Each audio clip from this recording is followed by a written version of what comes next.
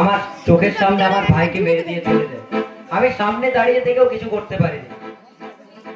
তুমি চুপ করো দাদা, সেদিনের কথাগুলো আমাকে মনে করিয়ে দিও।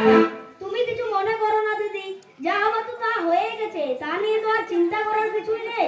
না না না, আমি বিশ্বাস করতে পারি না আমার দাদা এভাবে কোনোদিনও মারা যেতে পারে না। আমার দাদা একদিন এসে আমাকে নিশ্চয়ই বলবে, বোন বোন দাদা দাদা বোন বোন। যে একবার মারা যায় সে আর কোনোদিন ফিরে আসে না। এই বাস্তবটা কিন্তু আমাদের সবাইকে মানতে হবে।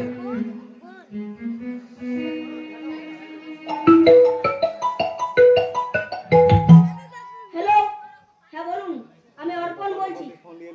হোয়াট? না না না, আমি এক্ষুনি আসছি। কি হয়েছে অর্পণ? মদন কাকার বাড়িতে চোর ঢুকেছে, আমি শীঘ্রই আসছি। তোরা দুজন তখন গল্প কর।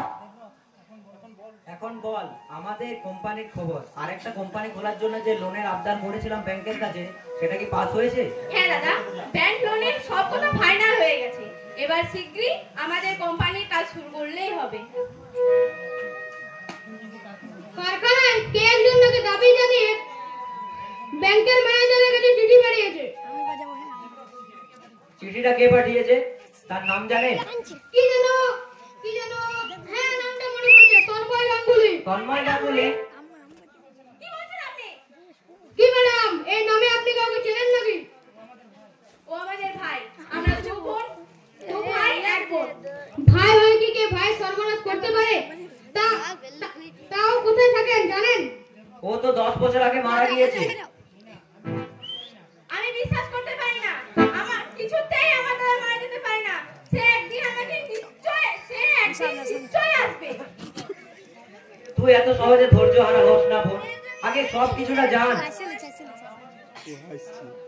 তা আমার কিছু জানা নেই দাদা। আর একটা কথা আমি তোমাদের জানিয়ে দিয়ে যাচ্ছি, সত্যিটা যেদিন ফাঁস হবে সেদিন আমি তোমাদের কাউকে ছাড়বো না।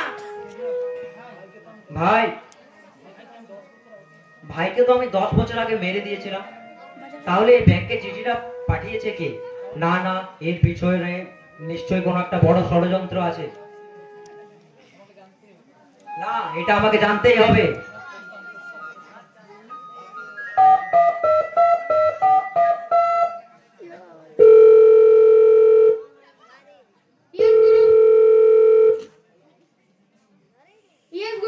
আমি রকি বলছি। আপনি যেমন ভাবে বলেছিলেন তেমন ভাবে কাজ হয়ে গেছে। ব্যাংকের চিঠি পেয়ে মিনা উৎপাত হয়ে দেবব্রতের উপর খেপে উঠেছে। তারা দুজন আবার ব্যাংকে গেছে। তুমি যে জিনিসপত্রগুলো আমাকে দিয়েছিলে সব আমি রেখে দিয়েছি। ঠিক আছে গুরু, এরপর থেকে শুধু আমি দিন গুনবো দিন। কবে কিভাবে এই গাঙ্গুলি পরিবার পা রাখবে আমার গুরুদেব তন্ময় গাঙ্গুলি।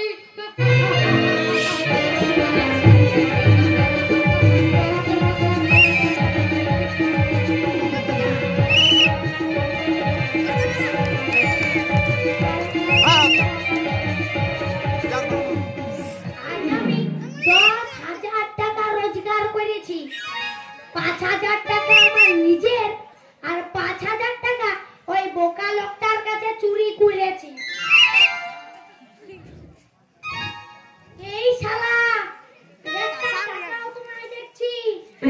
ওই হারামজাদাটা পুরা টাকাটাকে লোপাট করে নিয়েছে। এটা ম্যাজিক নাকি? এটা খবর আছে নন্দের ম্যাজিক। এই ঘটনার সময় তুইও এখানে ছিলি। দে দে, আমার টাকাটা দে বলছি। এই ফেরত তো বলছি। আমি যদি টাকা চুরি করতাম তাহলে তো আমি এখানে আসতাম। আমি কোনো কিছু শুনতে চাই না। এগুতে আমার 5,000 টাকাটা দে, তারপরে বাকি কথা।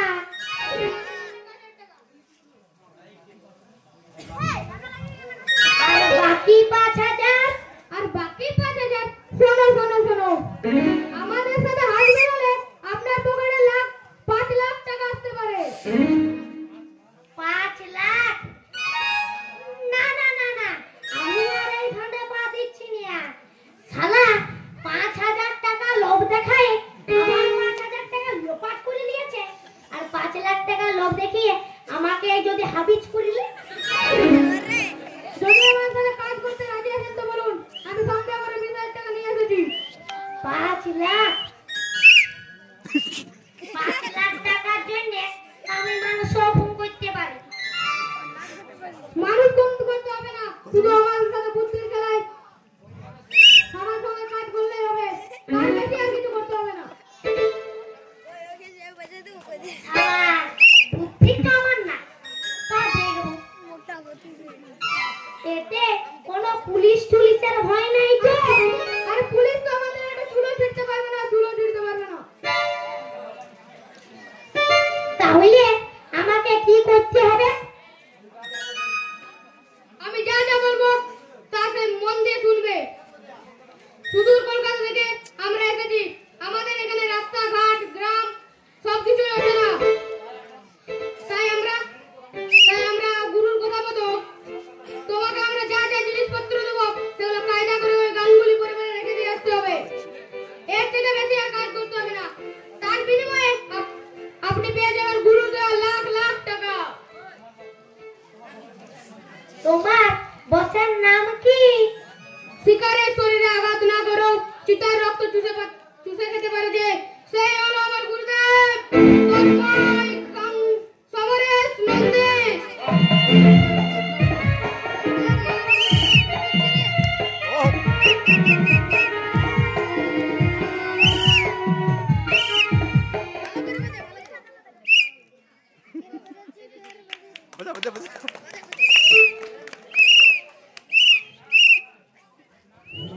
না মিনা না, তন্ময় কোনোদিনই বেঁচে থাকতে পারে না, তার প্রমাণ আমি নিজে আছি। এটা না হয় আমি বিশ্বাস করলাম, কিন্তু দাদার লেখা চিঠিটা যে থানায় এসে পৌঁছেছে সেটা তো আমি আর অবিশ্বাস করতে পারি না। এটা আমাদের পুলিশের হাতে তুলে দিতে হবে, যা করার ওনারাই করবেন। তাই তো আজ আমি পুলিশ অফিসার অর্ণব দত্তকে ডেকেছি।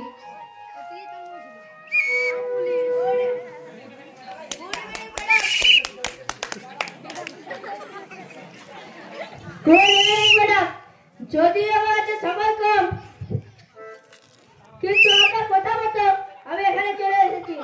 ওই চিঠিটা দেখি। এই নিন।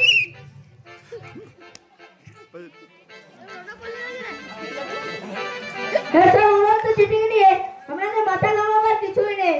তাছাড়া তো আপনার দাদা মারা গেছে। না অফিসার না, আমার দাদা যে সত্যি সত্যি মারা গেছে সেটা এই চিঠিটা দেখে আমি তা বিশ্বাস করতে পারছি না। তাই আপনার কাছে আমি অনুরোধ করছি অফিসার, আমার দাদাকে যে করে হোক আপনি খুঁজে বার করুন। আচ্ছা, ধর্মগাঙ্গুলি মৃত্যু কিভাবে হয়েছে? আমি আর আমার ভাই ব্যবসার উদ্দেশ্যে কলকাতা রওনা দিয়েছিলাম। হঠাৎ করে একদল দুষ্কৃতীর দল এসে আমার ভাইকে আমার চোখের সামনে মেরে দিয়ে চলে যায়। আর তাছাড়া আমি আমার ভাইয়ের সৎকার নিজের দু হাতে করেছি। বোন বোন কে কে দেখুন অফিসার, দেখুন এটা আমার দাদার কণ্ঠস্বর। সব গোবিন্দ মামার পাট গেলা লেগে যেতে। কে কে আপনি? মরিতে চাই না আমি সুন্দর ভবনে, মানবের মতো আমি বাঁচিতে চাই এই সুবর্ণপুরে, এই পুষ্পিত কাননে, জীবন্ত হৃদয়ের মাঝে যদি স্থান পাই। দেখুন অফিসার, এটা আমার জন্মদিনে এটা আমার দাদা বারবার পাঠ করতো। দাদা দাদা তাই তো রে বোন, আমি তোর সঙ্গে দেখা করবার জন্য এত দূর থেকে ছুটে এলাম। আয় বোন আয়, কাছে আয়। দাদা এ কি কে আপনি? না না এ কি মিনা, তুই নিজের মায়ের পেটের দাদাকে চিনতে পারছিস না? মাত্র 10 বছরে আমার চেহারাটা এতই বদলে গেছে যে তুই নিজের দাদাকে অস্বীকার করছিস। Shut up! এই মুহূর্তে এই বাড়ি থেকে বেরিয়ে যান। তন্ময়ের সঙ্গে আপনার কোনো কিছুতেই মিল নেই। তোরা সবাই মিলে আমাকে কেন অস্বীকার করছিস রে? আমি তার জন্য কি কলকাতা থেকে তোদের সঙ্গে ছুটে দেখা করবার জন্য এলাম? মিনা চুপ করুন আপনি। তন্ময় গাঙ্গুলি আমার নিজের দাদা। মিথ্যে পরিচয় দিয়ে আপনি আমাদের কাছে দাঁড়াতে চান? শুনছেন অফিসার, আমি আগেই জানতাম যে এরা আমাকে কিছুতেই মেনে নেবে না। দেবরদা কলকাতা থেকে এসে আমার নামে মিথ্যা পরিচয় দিয়ে সব রটিয়ে দিয়েছে। তাই তাই তো আমি ব্যাংকে গিয়ে আমার সমস্ত সম্পত্তির দাবি জানিয়েছি। আর বেশি কিছু বললে আমি তোমাকে ঘাট ধাক্কা দিয়ে এই বাড়ি থেকে বের করে দেবো। যা করে আমি করবো। থানায় নিয়ে গিয়ে কয়েকখানি গা দিলে আসল পরিচয়টা বেরিয়ে যাবে। পুলিশের লাঠি খাওয়ার আগে আমার আইডেন্টিটিটা দেখুন অফিসার।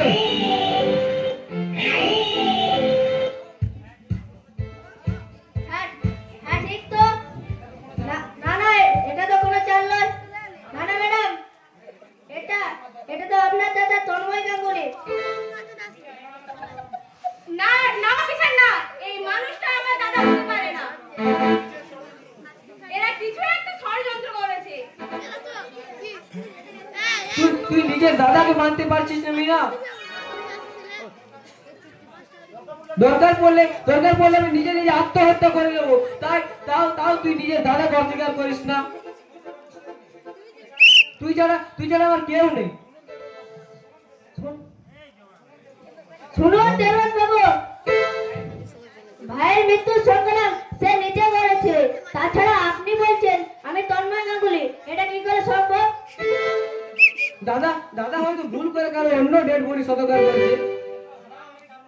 না, আমি কারোর ডেড বডি সৎকার করিনি। আর তাছাড়া আমি আমার নিজের ভাইকে চিনতে পারবো না। তাছাড়া আমি আমার দাদাকে একটা হাত ঘড়ি দিয়েছিলাম। দেখি ওই শয়তানটা ওই ঘড়িটি চিনতে পারে কিনা। বল শয়তান, এই ঘড়িগুলোর মধ্যে আমার দাদার ঘড়ি কোনটা? তুই একদম ঠিক কথা বলেছিস মিনা। বলুন এগুলোর মধ্যে কোন ঘড়িটা তন্ময় বাবু? মিনা যে আমাকে ঘড়িটা দিয়েছিল, সেই ঘড়িটা পরে আমি কলকাতা গিয়েছিলাম। সোনার কোম্পানির ঘড়ি ছিল এবং ঘড়িটার উপরে লেখা ছিল happy birthday to my sweet brother. Officer দেখুন তো এই ঘড়িটা। না অফিসার না, এই মানুষটা আমার ভাই নয়। হয়তো ঘড়ির ব্যাপারটা জানতো। শুধু ঘড়ি নয়, আরো এমন অনেক কথা আছে যেগুলো আমি আর আমার দাদা ছাড়া কেউ জানে না। বলুন আমার যখন 15 বছর বয়স, তখন কোন একদিন দুর্গাপূজার দিন আমার বাবা আমার দাদাকে মেরেছিল। কেন, কিসের জন্য? জবাব দিন। কি লাভ বোন, বলে কি লাভ? আমার তো তোরা কিছুই ব্যবস্থা করছিস না। আমি এখন চলি, আশীর্বাদে থাকি, বুঝলি?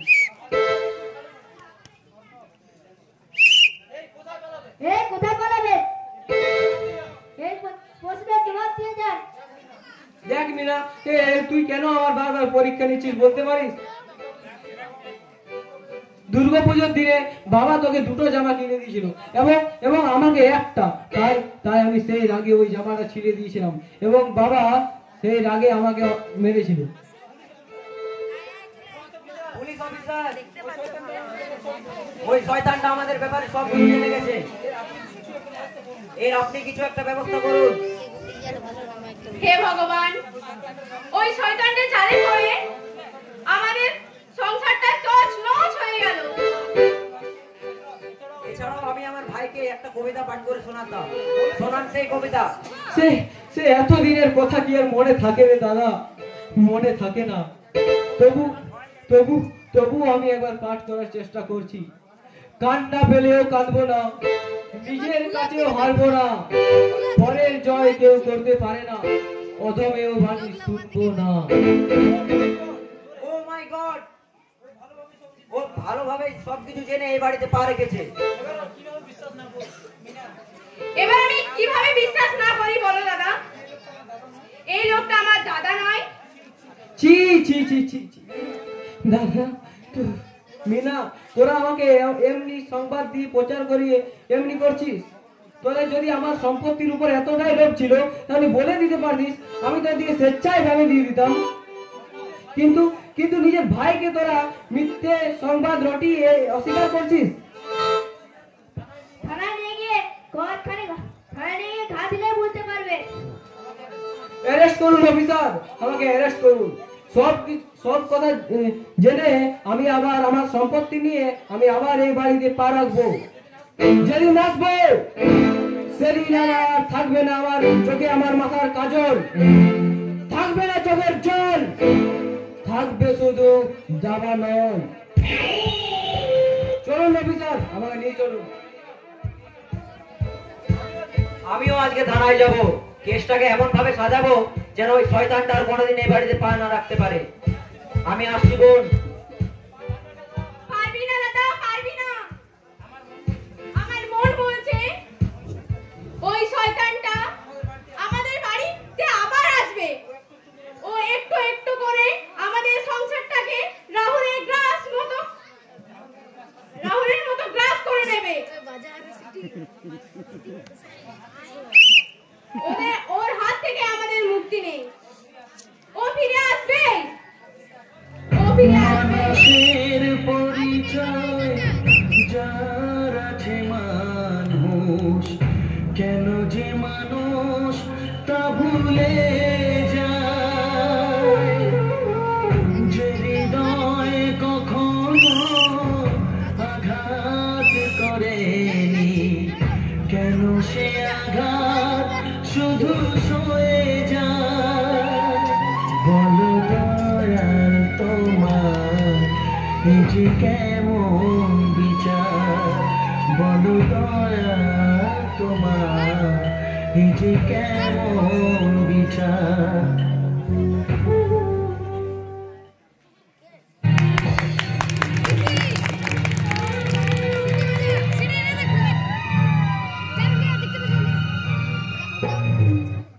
ভাগ্যিস টাকাগুলো পাইছিলাম, নাইলে আমার সুখের সংসারের কি যে হতো।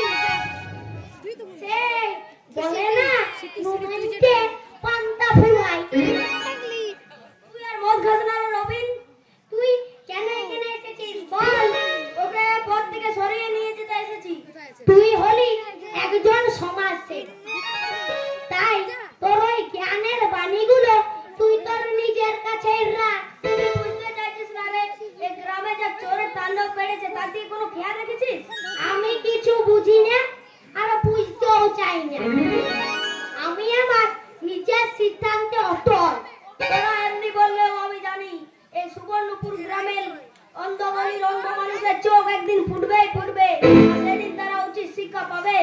অর্পণ, এটা একটা স্বাধীন গণতান্ত্রিক দেশ, এখানে সবার স্বাধীনভাবে কথা বলার অধিকার আছে।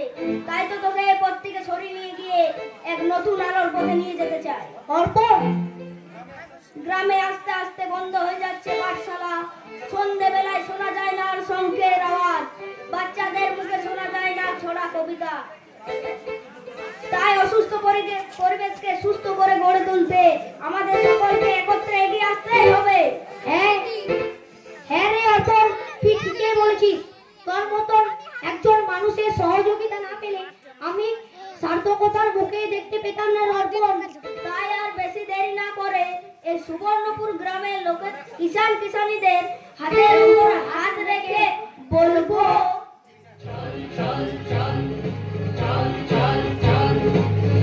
গগনে বাজে মাদল, নিম্নে উতলা ধরণী দল, করুণ প্রাতের তরুণ দল, চল রে চল রে চল, চল চল চল চল চল চল।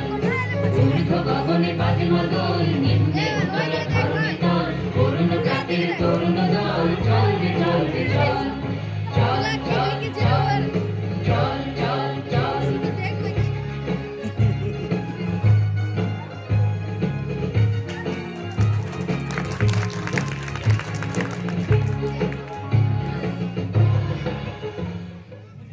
বুঝলি না রকি? পুলিশ নিজের ভুল বুঝতে পেরে আমাকে বেতনের খালাস দিয়েছে রে, বেতনের খালাস দিয়েছে।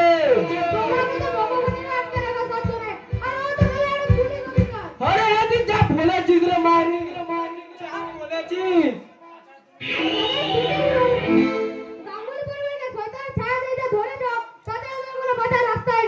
আগুন ছেড়ে দেবো আগুন। আর সেই আগুনে পুড়ে ছাই হয়ে যাবে ওই গাঙ্গুলি ভিলা।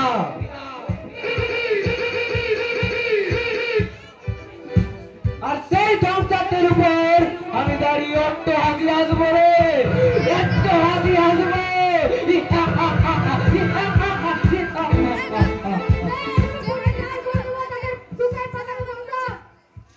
সে তো করবোই রে, সে তো করবোই। আস্তে আস্তে তুই দেখতে থাক, ওই গাঙ্গুলি পরিবারের প্রত্যেকটা সদস্যকে আমি পঙ্গু করে দেব। তারপরে উচ্চ শিখরে উঠে ওই গাঙ্গুলি পরিবারের রাজা হবে রে, রাজা হবে।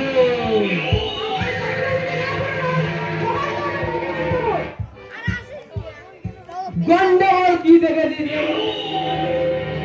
এবার আমি এমন গন্ডগোল শুরু করবো যে গ্রামবাসী সকলে গ্রাম ছেড়ে পালাবে।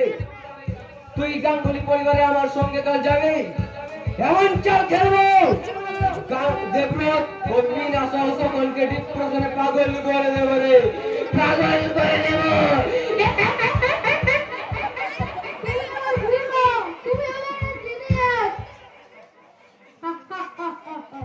রাতে আমার কুকুর হবে, পত্র আমার জামাই।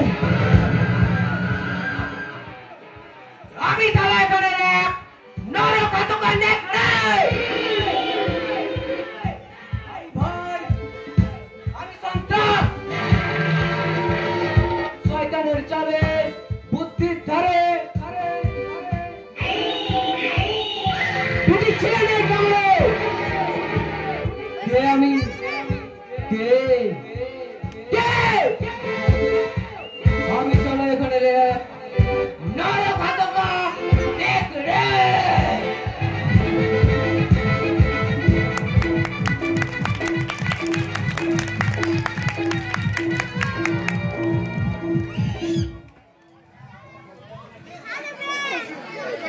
এবার কাজ শিখো, এই রঞ্জন মারবো না সিটি বাজে।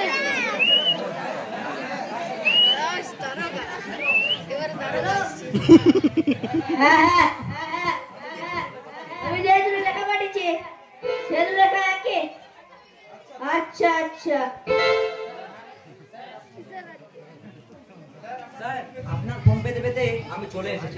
এবার ওই লেখা দুটি তদন্ত দিকে আপনি করেছেন? আর তদন্ত করা হয়েছে, এখনই ফোনে জানলাম।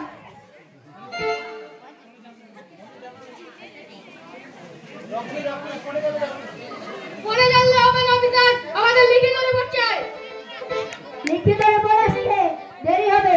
তাছাড়া আমি যা জানতে পারলাম তন্ময় গাঙ্গুলি আর এই মানুষটা হাতে লেখা একই। আমি এখন আসি, দেবো দেবো। জয় বাবা মাস্টার, তোমার আশীর্বাদে আমাদের জয় হয়েছে, জয়। না, এ হতে পারে না। আমি জানি যে তন্ময় মারা গিয়েছে। মারা গেছে, মারা গেছে, মারা গেছে। স্যার একটা কথা অনেকক্ষণ ধরে গেড়েই চলেছে, কিন্তু একটা কথা মনে রাখবে, তুমি 46 বারে বলে, 56 বারে বলে, 66 বারে বলে যে মারা গেছে, আমি কিন্তু একবারে বলবো যে আমি বেঁচে আছি। আমি কি যে বলবো কিছুই খুঁজে পাচ্ছি না। কেন কেন কেন তুমি চিৎকার করে বলে না, এ হতে পারে না, এ মিথ্যে, এ মিথ্যে, এ মিথ্যে। কিন্তু আমি যে তন্ময় গাঙ্গুলি নই সেটা তুমি প্রমাণ করতে পারছো না কেন? প্রমাণ না করতে পারলো আমি তোমাকে কোনোদিন আমার নিজের ভাই বলে মানতে পারবো না। চিৎকার করে কোনো লাভ নেই। বলার জন্য আপনি কখনো এই যুদ্ধে জয় হতে পারবেন না। আমাকে মেনে নেওয়া না ছাড়া আপনার কাছে আর কোনো উপায় নেই দেবরাজ বাবু। আর তাছাড়া আমি ঘড়ির কথা থেকে শুরু করে বোনের জন্মদিনের কবিতা, বাবার সঙ্গে ছোটবেলায় ঝামেলা, আমি তো তোমাদেরকে সব কিছু সহিয়ে দিয়েছি। এবার তোমার কি হবে? ওনাকে তন্ময় গাঙ্গুলি মেনে নেওয়া না ছাড়া তোমার কাছে আর কোনো উপায় নেই। আরে এত কিছু না ভেবে চলো চলো চলো চলো, তোমাদের বাড়ি নিয়ে চলো আমাকে, চলো। না না না, আমি তোমাকে কিছুতে আমাদের বাড়ি নিয়ে যাব না। তুমি আমার ভাই নাও। চল রাখি চল, আমরা এবারে আদালতে গিয়ে আমার সমস্ত সম্পত্তির ভাগ নিয়ে আসবো। চলুন গুরু। আর তাছাড়া আমার কাছে যা যা প্রমাণ আছে এই কেসে তো আমরা জয়ী হবই রে, জয়ী হব। মাঝে মাঝে তোমার কারখানা করার কাজটা বন্ধ হয়ে যাবে দেবনাথ বাবু। না না না, কারখানার কাজ কোনোদিনই বন্ধ হতে পারে না।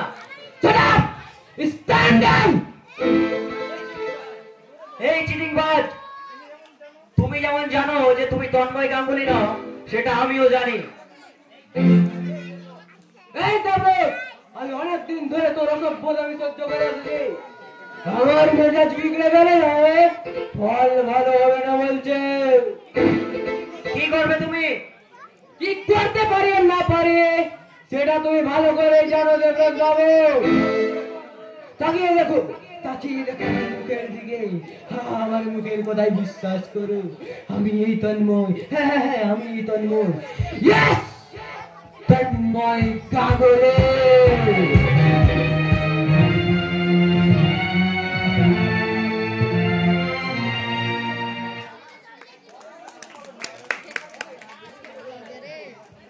এই সুবর্ণপুর গ্রামে আমি কি শুনছি? না না না, এ হতে পারে না। তন্ময় গাঙ্গুলি বেঁচে থাকতে পারে না। তন্ময় গাঙ্গুলি বেঁচে আছে না। এগুলো তোদের সব এই ষড়যন্ত্র। তোর তোর এইসব দেখার সময় আছে নাকি? সকাল থেকে রাত পর্যন্ত কার মাথায় টুপি পরিয়ে রোজগার করবি, তার দান্দায় ঘুরে বেড়াস। থাক, আমি মরছি নিজের জ্বালায়, তোর আর এক চিন্তা। তোরা আমার বোনকে দেখেছিস? সকাল থেকে তাকে খুঁজে পাওয়া যাচ্ছে না। কোনো জরুরি কাজে বাইরে গেছে হয়তো। না না, এ হতে পারে না। আমার মনে হয় এর পেছনে একটা গভীর রহস্য আছে। না না না না, তুমি তোমার মনটাকে শক্ত করো, দিদি ঠিক ফিরে আসবে। আমার তো মনে হচ্ছে ওই লোকটার এই কাজ এইসব। আমার বড্ড ভয় করছে। তুমি পুলিশকে খবর দাও দাদা। পুলিশকে খবর দিয়ে কিচ্ছু হবে না। আমার মনে হচ্ছে ওই লোকটা পুলিশকেও হাত করে রেখেছে। একেবারে রাইট কথা বলেছেন। বল আমার বোনকে কোথায় রেখেছিস? আমার দিদিকে তুই কোথায় লুকিয়ে রেখেছিস? বল আমার বোনকে কোথায় লুকিয়ে রেখেছিস? বল বলছি। কি হয়েছে তোমার?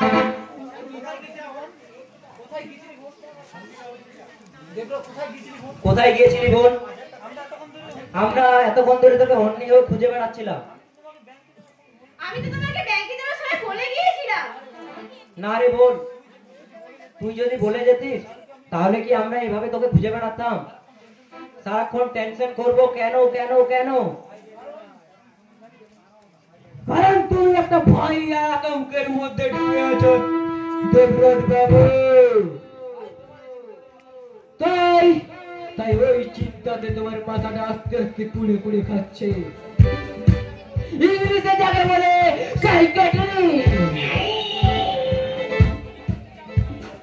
কি বলতে চাও তুমি? তুমি এখান থেকে বেরিয়ে যাও। এমন চিৎকার করতে করতে মানুষ পাগল হয়ে যেতে পারে। আরে শুধু পাগল নয় রে নবী, পাগল নয়, এমনি চিৎকার করতে করতে মানুষ আত্মহত্যা করতে পারে। আত্মহত্যা। না না, আমি পাগল নয়। এই লোকটাকে আর আমি সহ্য করতে পারছি না। সহ্য করতে না পারলে তোমার মধ্যে ভয় আর আতঙ্কটা আমি একটু একটু করে বাড়িয়ে দেব। এবার তুমি তোমার মতো থাকো আর এদেরকে এদের মতো থাকতে দাও। আরে তাই কি কখনো হয় অর্পণ বাবু? আপনি যা বলেন মাইরি, আমি এই সম্পত্তির ভাগ না নিয়ে কখনো যাই? না না না না, তুমি এদেরকে একটা টাকাও দেবে না। এদের সব জালিয়াতি।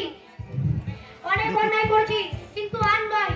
এবার যতদিন বাঁচবো সব হয়ে বাঁচবো। তোমরা শুধু সম্পত্তি নেবে, আমাদের এই বাড়ির মানুষগুলোকে উন্মাদ করে রেখেছো। একটা সুখের সংসারকে তোমরা তল ভেঙে তছনছ করে দিয়েছো। এর শাস্তি তোমাদের পেতেই হবে। যদি সম্পত্তির অর্ধেক ভাগ দিয়ে যদি এই ভূতটাকে বার করতে পারিস তাহলে সবাই শান্তিতে থাকতে পারবে। আর যদি না দিস তাহলে ওই রাস্তা করে তাদের সকলকে আমি গলা টিপে টিপে মারবো, গলা টিপে টিপে খুন করবো। হে ভগবান, এই জীবনে আমার কেমন মরণ খেলা শুরু হলো। তোকে জল ফেলো না দিদি, সবকিছু রহস্য একদিন ধরা পড়বে। তন্ময় যে বেঁচে নেয় তার প্রমাণ যে আমি নিচে আছি রে বোন। দিয়ে দিয়েছে। হ্যাঁ দিদি, এদের দেওয়া প্রমাণগুলি আমরা মিথ্যা বলে উড়িয়ে দিতে তো পারি না। হ্যাঁ, কিন্তু একটা কথা আমার মনে পড়েছে। ছোটবেলায় একদিন আমি আর তন্ময়দা যখন খেলা করছিলাম তখন একটা পেরেক তন্ময়দার ডান হাতে ঢুকে গিয়েছিল। দেখি সেইটা যদি থাকে তাহলে জানবো তুমি আমার তন্ময়দা। সে এতদিনের দাগ কি আর থাকে রে বোন? থাকে না। কেন থাকবে না? দেখাও সে দাগ, তবে তোমার মুখোশটা আজ খুলে যাবে। ওই দেখাও তোমার দাগ। এই দেখো সেই পেরেকের দাগ। দাদা দাদা তোমরা দেখো, এটাই আমার তন্ময়দা। আমার সত্যিকারের দাদার পরিচয় মিলে গেছে। না না না, এ তন্ময় হতে পারে না। আমি ওকে নিজের সামনে খুন করিয়েছি, নিজের সামনে। এ কি বলছো তুমি? না না না, কই কই, আমি কিছু বলিনি তো। আমার মাথার ঠিক নেই, আমি এখান থেকে চলি। পালাবার চেষ্টা করো না দেবরাজ বাবু, you are under arrest. Police officer, ওদেরকে নিয়ে যান। ওকে, কিন্তু আপনি কে? আমি তন্ময় গাঙ্গুলিও নয়, আর সমরেশ নন্দীও নয়। আমি কল্যাণ দত্ত ফ্রম সিবিআই। আজ থেকে 10 বছর আগে তন্ময় গাঙ্গুলি আমাকে টাকার লোভ দেখিয়ে তার ভাই তন্ময় গাঙ্গুলিকে খুন করেছিল। আর খুন করার পর তন্ময় বাবুর কাছ থেকে 5 লাখ টাকা আর একটা ডায়েরি পাই। আর সেই ডায়েরি থেকে আমি কল্যাণ বাবুকে সাহায্য করি। কিন্তু তাও আমাকে শাস্তি দেওয়া হোক। আমি এখন আসছি গুরুদেব। এসব কি হচ্ছে? আমরা তো কিছু বুঝতেই পারছি না। তাহলে আপনি এই গ্রামে এলেন কেন? কলকাতায় দেবরাজ বাবু ও তন্ময় বাবু ব্যবসার উদ্দেশ্যে গিয়েছিল। দেবরাজ বাবু কিছু পয়সার লোভে তার ভাইকে খুন করান এবং 10 বছর ধরে এখানে পুলিশ অফিসার এসেও তার কিছু তদন্ত করতে পারেননি। তাই সিবিআই ডিপার্টমেন্ট থেকে আমি রকির সাহায্য নিয়ে ডায়েরি পড়ে ওই আসল খুনিকে ধরলাম। তন্ময় দাদা আমি বিশাল ভালোবাসতাম, আপনি তার আসল খুনিকে ধরেছেন, এতে আমি অনেক খুশি। চলি, নমস্কার। আপনি শুধু তন্ময় গাঙ্গুলি আসামিকে ধরেননি, আমার চরিত্রটাকেও বদলে দিয়েছেন। তাই আমি এখন যতদিন বাঁচবো আপনাকে অনুসরণ করে কাটিয়ে দেবো। আসি। আমার ডিউটি পালন করতে করতে যদি আমার কোনো ভুল হয়ে থাকে তাহলে আমাকে ক্ষমা করে দিস। আমি এখন চলি। দাদা 10 বছর ধরে এই রাখিটা আমার হাতে আছে। এই রাখিটা আমি তোমার হাতে বেঁধে দিতে চাই দাদা, তুমি পরবে? হ্যাঁ নিশ্চয়।